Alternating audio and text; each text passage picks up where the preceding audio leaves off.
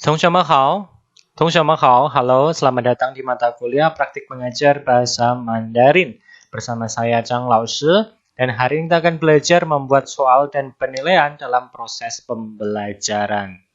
Oke, untuk hari ini kita akan belajar bagaimana pentingnya membuat soal dan penilaian ini. Nah, penilaian hasil belajar merupakan bagian dari apa? Evaluasi belajar yang digunakan sebagai sarana mengukur kemampuan atau perilaku yang dapat dicapai oleh peserta pembelajar selama dan setelah proses belajar. Kawasan kemampuan kompetensi yang diukur mencakup pengetahuan, keterampilan, dan sikap. Penilaian terutama dilakukan terhadap apa yang ingin dicapai dalam proses pembelajaran yang dilaksanakan. Capaian hasil yang diinginkan dalam proses pembelajaran dirumuskan dalam tujuan pembelajaran. Untuk mengukur kemampuan yang ingin dicapai, diperlukan alat ukur atau soal yang valid, reliable, tingkat kesukaran tepat, komprehensif, dan efisien. Nah, itu tadi harus catat ya. Salah satu metode yang umum dipakai dalam penilaian hasil belajar terutama untuk mengukur kemampuan pengetahuan peserta adalah berupa tes tertulis selain tes lisan. Tes tertulis dapat berbentuk tes objektif atau berbentuk tes uraian. Dan sarana dalam melakukan evaluasi dengan menggunakan tes tertulis adalah berbentuk soal.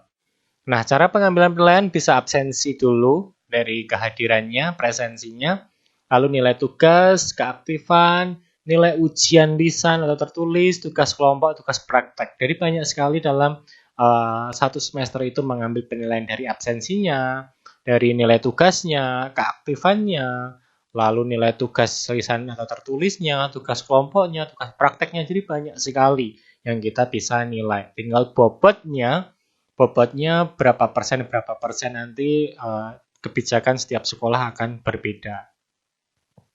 Lalu, langkah-langkah menyusun soal. Pilih materi atau topik yang tepat untuk diangkat menjadi bahan ujian. Jadi tidak semuanya bisa dijadikan bahan ujian, yang cocok aja. Tentukan dari materi atau topik terpilih tersebut bagian mana yang tepat untuk dijadikan soal dengan bentuk pilihan ganda atau benar salah atau isian atau uraian atau ujian praktek. Buat kisi-kisi soalnya yang disesuaikan dengan indikator capaian dalam setiap materi atau topik terpilih. Jadi, nah ini nanti setiap bab itu kan, diharapkan siswa itu dapat bagaimana sih? Nah, itu dalam soal itu bisa untuk menjawab pertanyaan-pertanyaan tersebut. Tulis soal mengacu pada indikator sebagaimana dituangkan dalam kisi-kisi. Jadi, jangan jauh sekali kisi-kisi dan juga soalnya. Nah, karena nanti siswanya akan bingung dalam mengerjakan. Tulis kunci jawaban untuk selain dari uraian atau pedoman pensyukuran untuk soal uraian. Jadi, jangan lupa buat kunci jawaban juga. Jadi, saat nanti mengkoreksi itu akan cepat. Jadi, tidak lama. Jadi, akan ada kunci jawabannya. Jadi, saat membuat soal, jangan lupa juga membuatlah kunci jawabannya. Nah, bentuk-bentuk soal banyak sekali. Seperti ini ada pilihan ganda. Ada menentukan, menyebutkan, menghitung, menunjukkan, menjelaskan, mengidentifikasi, menyimpulkan. Lalu ada isian, menentukan, menyebutkan, menuliskan, melengkapi, menghitung. Lalu benar salah. Ada benar nggak seperti ini? Misal, Mali qu tushuguan kan shu, Mali jie shu. Betul apa salah? Lalu uraian.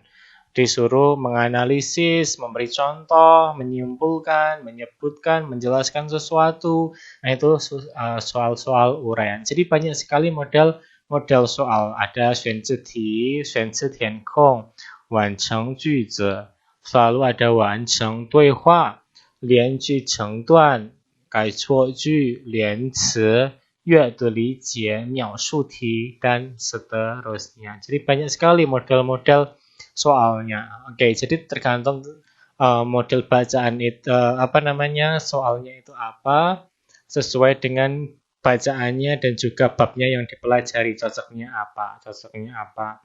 Nah, ini ada tugas teman-teman. Buatlah kuis atau soal ujian untuk murid IPANG-I Anda. Soal bisa melalui Google Classroom, Google Form, dan lain-lain. Bebas sekreatif mungkin. Lalu, selain minta murid IPANG-I, minta juga anggota kelompok praktik mengajar Anda untuk mengerjakan soal tersebut. Jadi nanti hasilnya biar banyak. Nah, kalau IPANG-I kan ada cuma satu muridnya, jadi kan masa cuma satu. Paling tidak kan ada murid lain. Nah, itu adalah anggota kelompok Anda. Buatlah laporan yang berisi satu halaman judul laporan, ada judulnya. Contohnya, penggunaan media XXX dalam membuat soal ujian di SD YYY, dan seterusnya. Jadi itu adalah contohnya kurang lebih seperti itu. Lalu ada pendahuluan. Pendahuluannya seperti apa? Lalu ada hasil dan pembahasan, isi yang memperkenalkan aplikasi tersebut. Menggunakan aplikasi apa sih? Lalu selanjutnya memperkenalkan siswa Anda SD, SMP, SMA, atau apa, sudah belajar berapa lama, belajar seminggu berapa kali, dan seterusnya. Lalu memperkenalkan bab yang dijelaskan selama ini. Jadi selama ini belajar apa sih sudahan?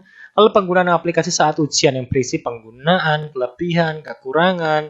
Lalu juga sertakan screenshot soal-soal Anda. Jadi sana ada bagaimana isi soalnya itu ada di screenshot. Lalu kesimpulan. Buatlah kesimpulan penggunaan aplikasi tersebut bagaimana menurut Anda. Lalu kumpulkan dengan format PDF di Spada.